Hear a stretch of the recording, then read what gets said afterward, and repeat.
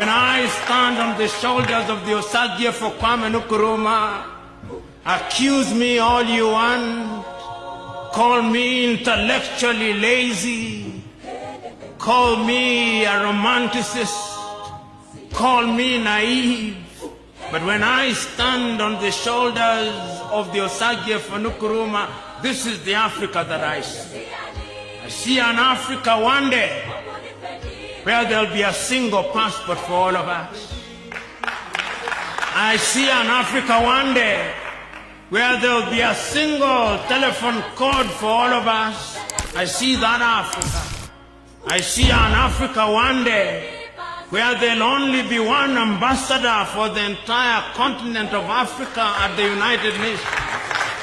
I see an Africa one day that will be sitting as a permanent member of the UN General Assembly. I see that Africa. I see an Africa one day where the defense forces of Lesotho will be merged into an African defense force. I see that Africa.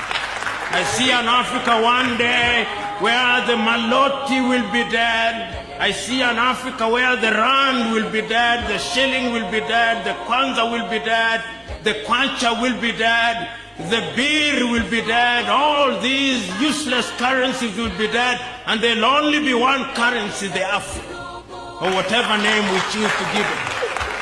I see an Africa one day where we will not be walking around the world with bowls in our hands, begging for vaccines. I see an Africa. It is perhaps the greatest tragedy of today's world that billions of dollars, rubles and pounds should be spent every year on military armaments and on wars.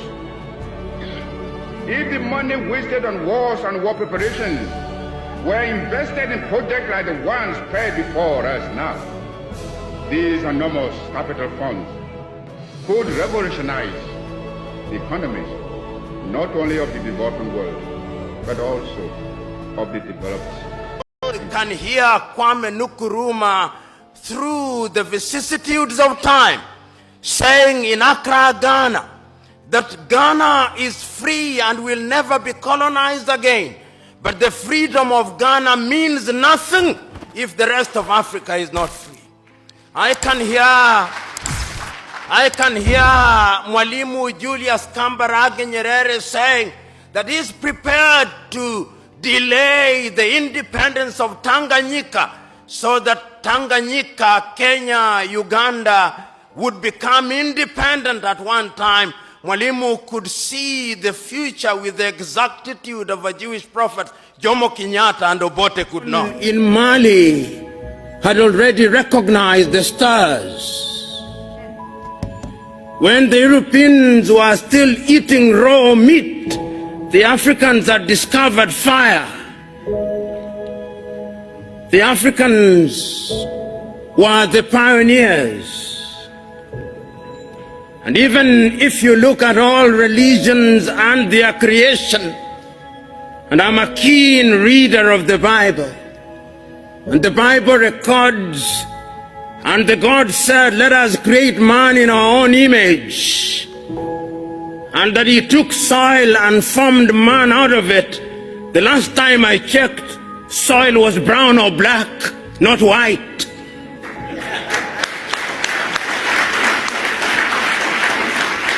And I can confirm that I checked this morning. The soil is still black, the soil is still brown, and if therefore anybody is created in the image of God, it is we who are of the black race. Russians did not only support us through lip service, they equipped us with weapons. Russia gave us money to fight apartheid. Russia took our leaders, Ayabaisha Skolo, many of the people who are leading South Africa today, like Lindiwe Zulu, like Tony Ngeni, They went to school in Russia. Why did Russia take them to school? It was preparing them. Russia was believing that one day South Africa will have a black government and a black president. Therefore, we need to prepare black people today for the future. Russia never isolated us. Today, we are here to say to NATO, we are here to say to America, we are not with you. We are with Russia. And today, we want to say to Russia, thank you for being there when it was not fashionable to be there. And do not doubt our support, Russia. Kubo Pesgwa. Teach them a lesson.